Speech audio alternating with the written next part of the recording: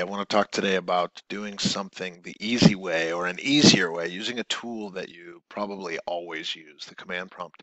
We're going to test the openness of a port using the Telnet client. You'll know whether or not you have the Telnet client if you go into the command prompt and you type in Telnet. If it opens this, then you've got the Telnet client, but if you don't, you need to install it.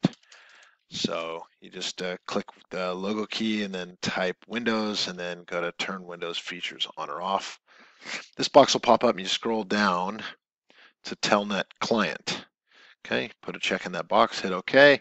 It'll take a few seconds, it'll install it, and then you'll be ready to go. So what I mean here is if you want to test the connectivity, say you're setting up a website, and it's all built and it's working, but when you go to the IP or the URL, you don't get anything. Okay, so we're assuming that everything in DNS, if you're using a name, is in place and everything's working fine that way, but it's just the port being open that's the problem. So whether that's your firewall or whatever, but we're gonna test the openness by typing in the command telnet, which tells it to use the telnet client. Then you put in your URL, which we're gonna use Google since we know that Google has port 80 open, and then the port. So telnet space the IP or the URL or the name that you're trying to connect to, and then the port that you want to test. So in this case, port 80, that's HTTP, obviously that's the website, so we're going to hit enter, and it's going to go blank. If it goes blank, that means that it's open.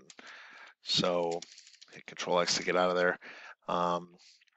So we can test another one that might not work on Google. So we'll go to telnet space google.com and then 1723, which is PPTP, the point-to-point tunneling protocol, which is the Microsoft VPN port or application. So we're going to hit enter, and then if it just hangs, then that port isn't open. And then, so if you're testing that against your own network or something that you're working on that you have control over the firewall or access to the firewall, then at that point you'd go in and forward that port to wherever it needs to go and then test it again. So that's one way to very easily test the openness of any port.